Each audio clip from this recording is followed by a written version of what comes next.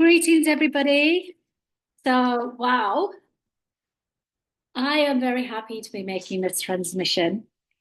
And yeah, I'm going to do it in two parts, partially because I know that nobody really sits and listens to 2 hours of anything these days. And also because I am just finalizing every time I go off, I think of, oh yeah, there's something else I need to include. So I'm giving you the first bit, which is really leading you into these codes. And then there's going to be a follow-up. And I'm actually making this on a Friday and a Saturday. So I'm making the trajectory and I've checked the astrology of these days to make this. And yeah, it's just a funny one because while we're making this, there's almost like a mild cognitive dissonance because it's the new year of 2025. There's a lot going on, a lot of people feeling very energetically challenged. And also it's a tricky one because this is about a process effectively. And when we're working through some karma, often we don't have the conditions to embrace something just yet until that karma ripens. And this is very much the coding that we're working with this year is that it is going to be something of a journey. And there will be these motifs that keep traveling round. And this sacred trickster energy almost of the joy of the repetition. And I know we all know of times when, you can see what your friend needs. They're struggling with something, you give them some advice, and they just glaze over. And then 2 months later, they tell you, oh, yeah, this woman came and told me this really amazing thing, and I'm going to do this wonderful thing, and she's so amazing. And you're like, wow, this is like everything I've said 6 times to you. Okay. So it's going to be one of those years with these codes. And this is why we're going to make this available. And we're also going to be helping people to see these markers in their charts because it's actually a beautiful guided journey by the celestial bodies, from the celestial bodies, the rishis, and my guides that brought me into awareness about all of this. And some of you will have heard me harping on about some of these things, but you may also have a degree of dissonance because some of the terminologies are new, things like nakshatras, and all of these things that mean that it's harder to process the information. So this is why I'm giving this presentation. I really want to break this all down for you because as I went on this little journey with this, which started to open up about 3, 4 years ago, as I started seeing these markers in people's charts, to then being guided by the celestial bodies to codes and keys that are not even in the most prominent branches of Vedic astrology. And today I will be mostly utilizing Jyotish, the science of light, Vedic astrology. But things like the Venus Saturn conjunction, which this is all lined up to open at, that conjunction takes place no matter what system you're following, okay? So the codes and keys in this, for me, I can explain them better because my body, my soul, my karma ties in, it understands Jyotish well. And I find it because I have I'm a bit of a fan of the rishis and I'm coming out. I'm a very big fan of the rishis and have been for many, many years, since before I started studying Vedic astrology. And as Jyotish came more and more for me, and as I realized I have these signs within my own chart that make it good for me to work with, and it's also good for me to work with numerous astrological systems, which is part of my dharma. It really became clear to me about how Jyotish really, because it came through from these highly adept, evolved beings who really were weavers of space and time in their own right, who brought through these soul level markers that are still accurate today. If anybody knows about the palm leaves, you can also talk to us and we can refer you along. We have these multidimensional time capsules that hold our data and information about this life that were written 1,000 years ago. And it's an amazing process. And that was the rishis who did that. So I really honor when astrology has come through from enlightened beings, okay? And I love it because it really does speak to how some of the karma across lifetimes may be coming through and how it may be manifesting for some of us. I still find there's a beautiful place for tropical and Western astrology. And everything I say today is something that an adept Western astrologer will probably be able to tell you is in the movement of the asteroids or the outer planets, okay? And I won't even be talking too much about many different planets here today because actually a lot of the markers that come through are coming from key players this year, but they're the key players that we look out for. And you may benefit from getting the package of this plus the non-dual astrology transmission for 2025, because there's just simply so much data in these that when you take your time to land with these, it's going to really equip you for this year. I'm also probably going to make a similar transmission on the Saturn Rahu conjunction again, but really looking at it from a non-dual astrology perspective. Most of the information today is just through Jyotish, through Vedic astrology. So, because that was enough for me to see these markers. But then, if you want to get your own Venus reading, we will be looking at other markers like your year lords in the different systems, your progressed moon, lots of stuff. So yeah, so I'm very excited, as you can probably tell from my voice. And just before we move into this, I really want to give gratitude to and call upon the rishis, the celestial bodies, and to Ganesha, the patron deity of Jyotish, the science of light. Om Shrim Ganganapataye Namaha, Om Shrim Ganganapataye Namaha, Om Shrim Ganganapataye Namaha. I also want to call upon your higher self to help to filter, to bring through, to land whatever insights today in this presentation are beneficial for you to incarnate your highest possibilities at this time. Giving gratitude to Shani and Shukla, the main key bodies that we'll be talking about today. But as you see, there's a lot going on across the realms. Okay. So here's a bit of an overview. As I said, we're going to go through to about the timelines in this first part of this transmission. And then we'll be going into a deeper weaving where I really want to make sure I'm suturing concepts that might be new to you so that you get the linked up thinking that's so important for this amazing time that we have the possibility of entering. So we're going to be looking at why we're talking about this. Then we're going to do a very basic introduction to Venus and Saturn.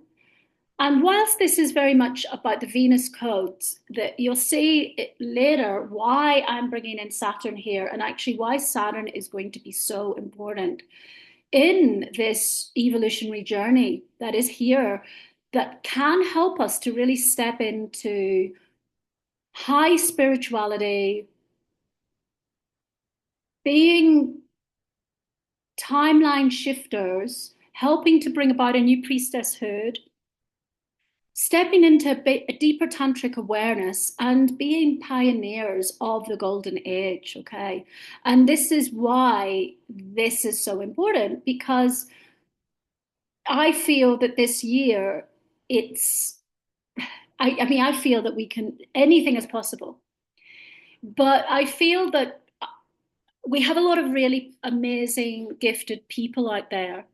And a lot of people are still in the problematic point of karma of a lot of what is going on, but are unaware of the distortion of that, because that's the perfection of what we're looking at, is that there's a real opportunity to grow out of that distortion in this year. And this is why if we present these teachings and people are open to it, they're going to find it easier to see and it not to be what we might call Groundhog Day, where there's that film where, who is it? I've just forgotten his name. I can see him, Bill somebody, anyway, I forget his name. I can see his face very clearly. He keeps waking up and it's the same day. And this is a lot of how this year could be for people. But this is the key to overcoming things is okay, you don't get it? Well, try again. Get a little slap. Okay, do that again. And often when, like a child could be a little nightmare at times, and it has to learn through repetition. And so this year, there could be quite a lot of Groundhog Day, crazy spiritual stuff going on top of loads of global stuff that's massive. And therefore, if you are aware, oh, this is this teaching, you might be able to find the keys to help you to stop suffering, basically, because this particular tinted spirituality that's very much a collective trauma, which is also karma, this is it it lends itself to these distortions about the way round things should be. But that is what I'm going to break down is why that psychopathology sits within the collective, within our energetic body. And if we know what we're evolving to, you can see it in a better way. Because when we're blended with something, we can't even see. And this is why, in a way, people can't even see that this presentation is around because they are not looking yet. Okay. So there's a really big irony with these codes that I can see. When I look at the astrology, it's like a joke. Okay.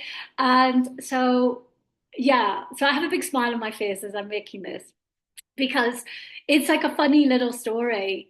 And it is going to get kind of weird out there, I think. But, if you can't laugh, what can you do? Yeah. So hopefully, and I really want to say within this that I will say some things about certain characteristics and certain traits. And I'm in no means trying to be derogatory about anybody. These are all part of the evolutionary process. And I may be a little bit direct or I may speak quite strongly about certain things that are seen as spiritual, but really, when you break it down, are not.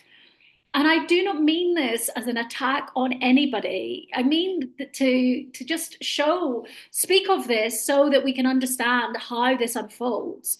So if you find you get a little bit triggered by any of this, just ask the part of you that is triggered to step aside and to know that I'm saying this with an open heart. I'm saying this with so much optimism that we have this beautiful growth. And what I'm trying to present is the trajectory to help you to understand what you can step into. And actually, so that you can also be kind on yourself if you realize that some of the hallmarks, especially once you've integrated this, and then you're like, oh, yeah, this is this wound. Then you can realize, okay, so this is the wound. What's the antidote? And what do I move towards? Okay. So please don't take any of this personally. It just really is going to be up in the field. It already is. And this year, this is the beauty is that some of the stuff that would be maybe called shadow or whatever it's really on the timelines for its evolution to occur. So just like anything where we have to grow, it can be uncomfortable for a while. And I do think that there's going to be a lot of challenge in different parts of the global systems. And then there's also this thing about this funny kind of dualistic quest that's going to take place on many levels. And therefore, if you understand these key celestial bodies and how they work and these antidotes within, hopefully it will equip you. Okay. So this is why we're going to decode Venus in a deeper level. And I really want to bring you through to an understanding of what a lot of the collective paradigm thinks is positive and is Venus, and actually is really, when you understand trauma theory, it's all hallmarks of trauma. Okay, so we're going to call that the trauma Venus, because if we can understand that this is actually something of karma, because karma and trauma are connected. So if we can understand that this trauma Venus is actually up to be healed this year for many, and to actually see, so these values are actually trauma values, we can start to realize why things like nervous system dysregulation, PTSD, and a lot of the dissociative tendencies or soothing tendencies that pervade our societies, why they are stopping us from really stepping into the truer spiritual frequency that the adepts, the ancients, highly realized beings uh, emanate. Okay, and therefore, if we're aware of this is the year we can really do some deep work on this. And there are markers in the following years for more work as well. So if you're listening to this and it's December 2025, it doesn't mean you've missed the boat. These keys and codes are going to be in the field for a while. And as you'll see, 2026 has an upgrade of some of the values of this year, but knowing the trajectory and how it's beginning is really important. I'm also going to talk a little bit today about one element of kalachakra astrology.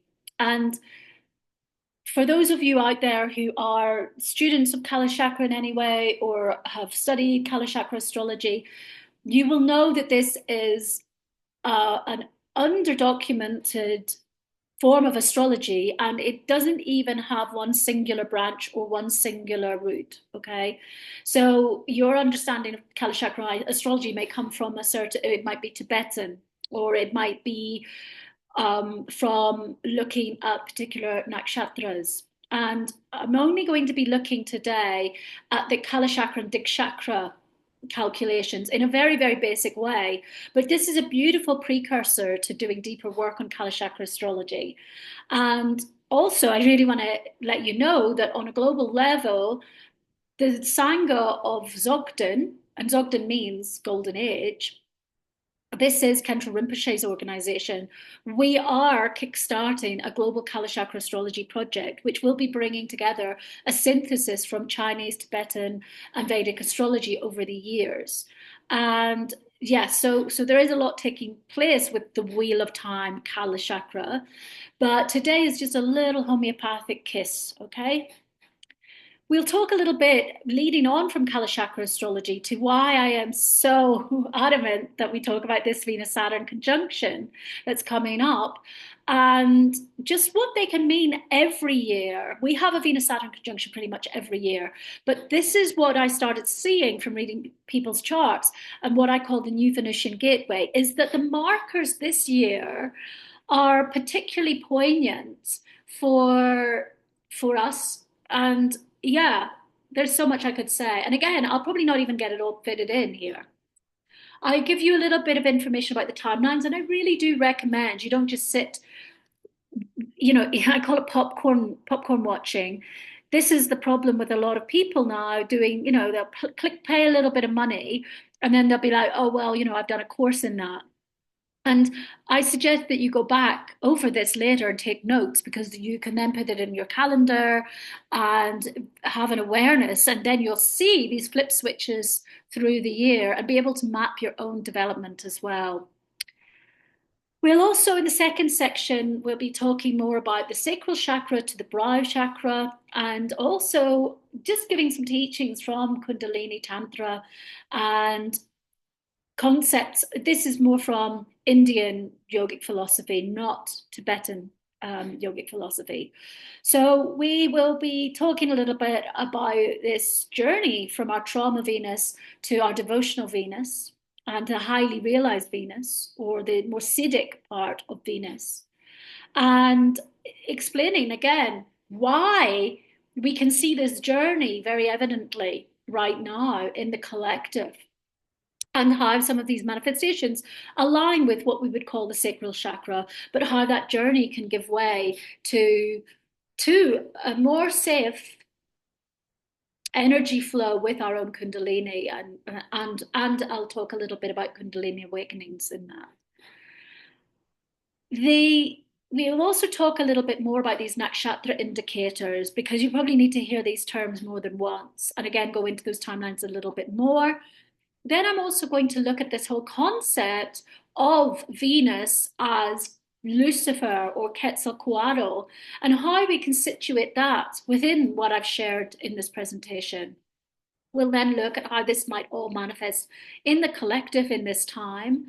And then we'll further look at the transcendental potential of this journey with this deeper lens of understanding of the key players like the nakshatras, the higher celestial bodies, and how they create this deeper quest into spiritual union with the divine that's really set to come in these few years.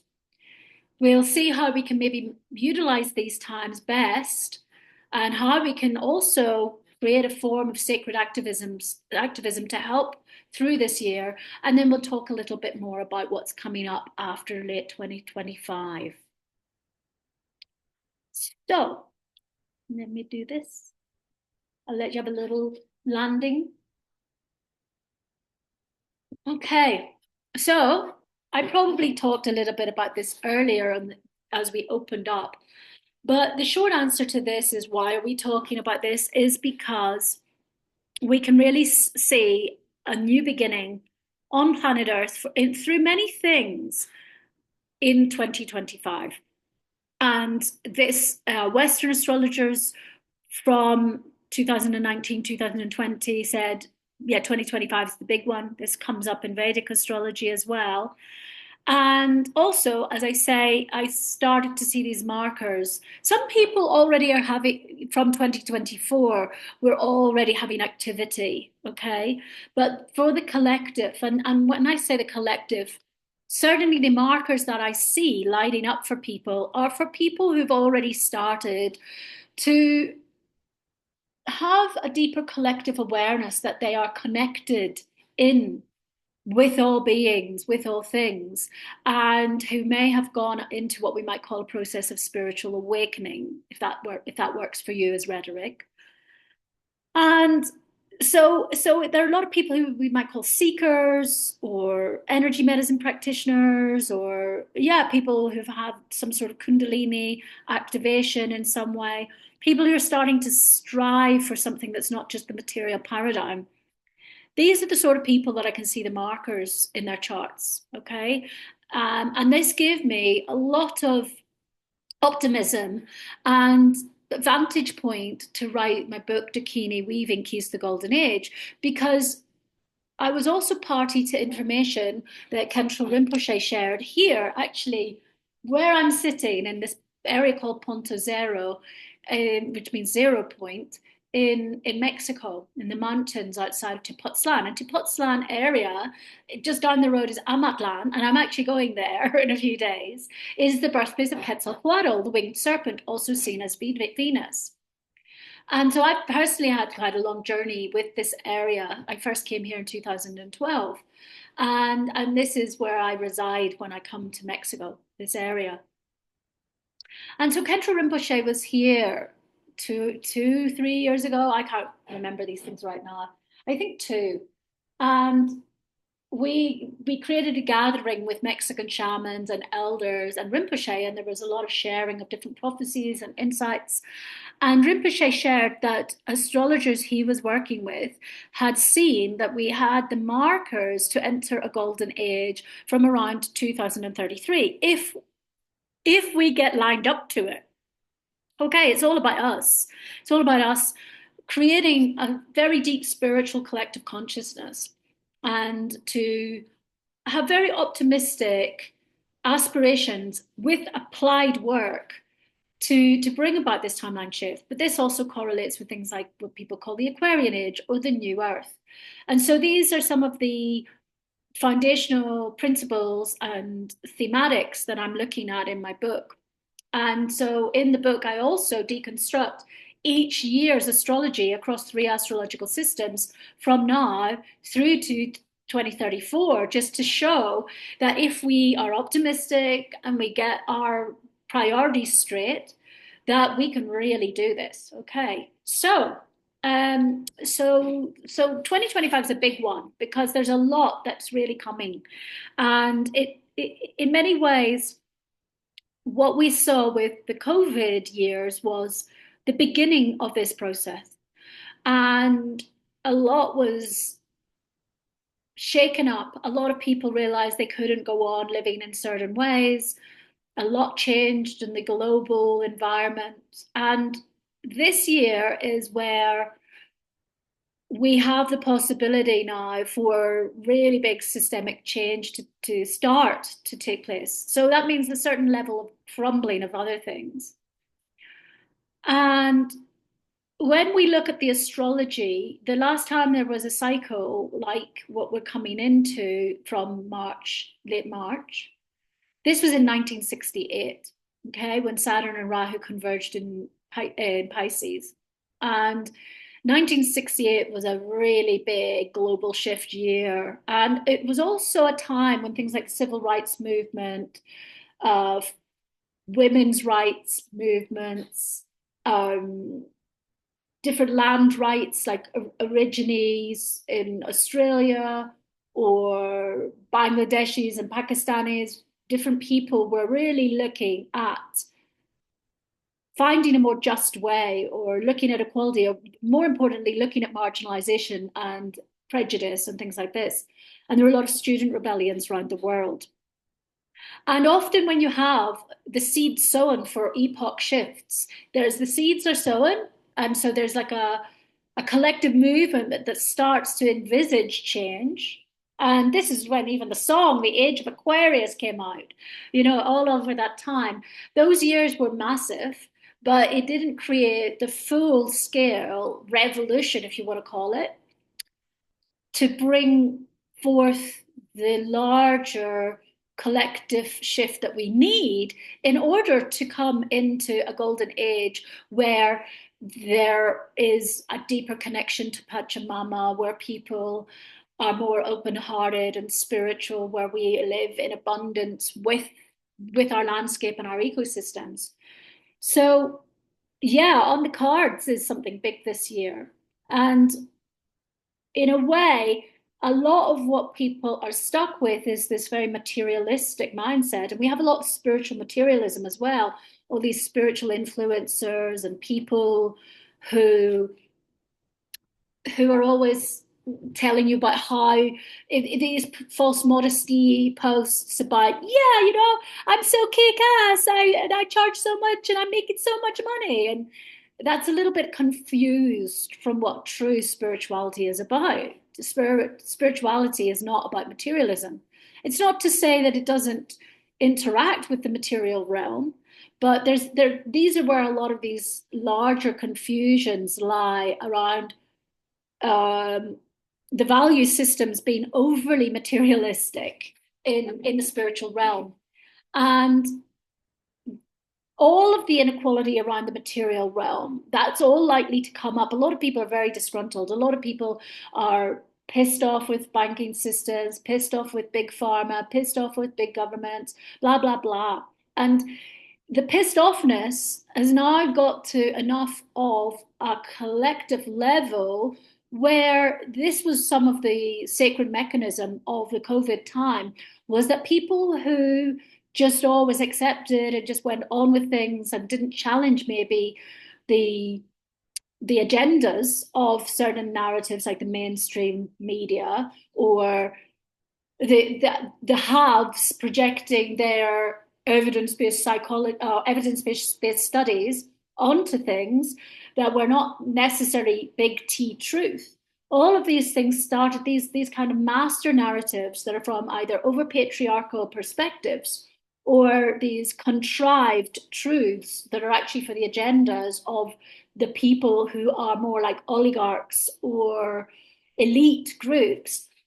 People are starting to get generally disenfranchised about this. And this has also been part of the legacy of the collective karma on the world in the world for many hundreds of years, where the masculine style, patriarchal style, yang style, and I don't mean men here, so I just really want to discern that I'm talking about energetics, where the yang paradigm was dominant, okay? And people holding prophecies, tribal leaders, everybody will tell you that for our survival, but also in terms of the natural order and the astrology, we are coming back to a time where there is going to be more equality. And I have to stop it there because my electricity's gone off. And that's interesting, isn't it? So I'm going to stop there in case it cuts out and I don't notice, okay? And I'm going to come back.